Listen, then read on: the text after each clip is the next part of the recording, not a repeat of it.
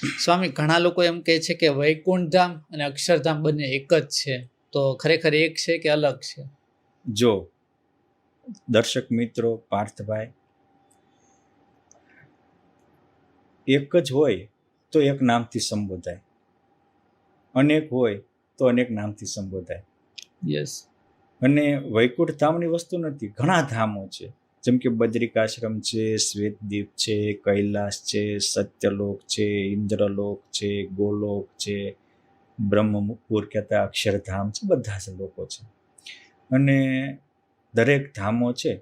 અને ગ્રંથોમાં જ્યારે વાત આવે ત્યારે ગોલોક, વૈકુંઠ, શ્વેતદીપ, બદ્રિકાશ્રમ, બ્રહ્મપુર, આમ બધા જ ધામ આવે. જો એક જ હોય તો એક વ્યક્તિને સંબોધવું હોય તો હું તમને, તમારા કદાચ 2 નામ હોય તો એક નામે જ સંબોધવું, એક હારે તમને 5 નામે જ ન સંબોધવું. એ 5 નામેથી સંબોધ્યા છે એનો જ અર્થ થાય 5 અલગ અલગ છે. રાઈટ. બીજી બાબત કે મેં કે તમે તો કઈ ધામ જોયા નથી, બરાબર છે? તો જોયા નથી એની આપણે કાં તો ચર્ચા જ ન કરાય, અને કાં તો ચર્ચા કરવી હોય તો જેને જોયા છે એનામાં વિશ્વાસ રાખીને કરાય. તો કોને જોયા છે? તો ભગવાન વ્યાસે જોયા છે, કેમ જે ભગવાનનો અવતાર હતા. તો એને બ્રહ્મવૈવર્ત પુરાણમાં લખ્યું છે કે વૈકુંઠ ધામ છે, ગોલોક ધામ છે. તો લખ્યું છે કે ગોલોક ધામ કેવું છે, તો એવું લખ્યું સ્પષ્ટ કે એક વિરજા નદી છે, એની ચારે બાજુ વહે છે. એક મોટો સત્સૃંગ નામનો પર્વત છે, એ કરોડો યોજનના વિસ્તારમાં છે. એમાં 1,00,000 યોજન ઉપર એનું શિખર છે.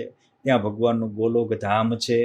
એમાં મોટું રાસમંડળ ચાલે છે, એક બાજુ વાવ છે, બગીચાઓ, બહુ વિસ્તારથી વર્ણન છે, મારે લાંબુ નથી કરવું. અને એ ગોલોક ધામથી 50 કરોડ યોજન જમણા પડખે વૈકુંઠ ધામ છે, ડાબા પડખે એટલું જ નીચે કૈલાસ ધામ છે. આવું પણ ભગવાન વ્યાસજીએ લખ્યું છે. કોઈને ન મનાતો હોય બ્રહ્મવૈવર્ત પુરાણમાંથી જોઈ લે. ઓકે. આ ચર્ચાનો વિષય નથી, મેં પહેલા કહ્યું છે કે આ ઉપાસનાનો વિષય છે ને અમુક વસ્તુ ચર્ચાથી ને ઉપાસનાથી એનું સમાધાન થતું હોય. આ બધા કેટલા વિસ્તારમાં છે, એમાં શું શું છે, એ બધી જ વિસ્તારથી વાત છે. એક પોઈન્ટ. હવે પોઈન્ટ 2 કે જ્યારે આ ધામનું વર્ણન આવ્યું એ જ ભગવાને અક્ષરધામનું પણ વર્ણન કર્યું છે.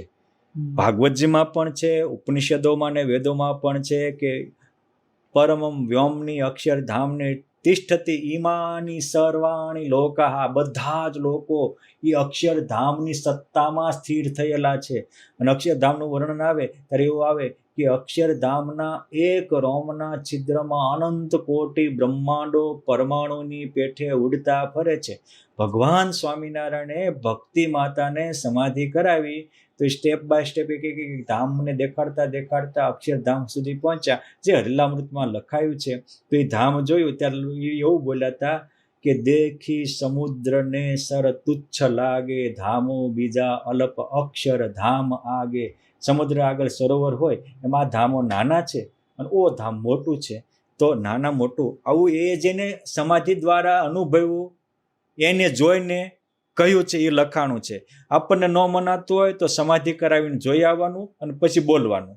બાકી જે જોયું ન હોય, ખબર ન હોય તો ડાગ્યો ભય એને વાય વાય ગલુડિયાની જેમ ભણવાની કોઈ જરૂર નથી. આ અનુભવનો વિષય છે. અને બધા જ ધામો અલગ છે અને મુક્તિના પણ અલગ અલગ પ્રકારો છે. અને જેટલું અધિક ભજન કરે, અધિક બ્રહ્મરૂપ થાય, અધિક ભગવાનને સમર્પિત થાય, એટલી અને ઉત્તમ ગતિ મળે છે. એ પણ સાધના પંથમાં સુસ્પષ્ટ લખેલું છે. એટલે સાધના પથ પણ એટલો જ ક્લિયર છે, ધામની માપ પણ અલગ અલગ છે, નામ પણ અલગ અલગ છે, અને પ્રાપ્તિ પણ અલગ અલગ છે. એટલે ધામ એક છે કે અલગ છે એના પ્રશ્નના ઉત્તર તો આપોઆપ મળી જ જાય છે. ઓકે સ્વામી, ખૂબ સરસ રીતે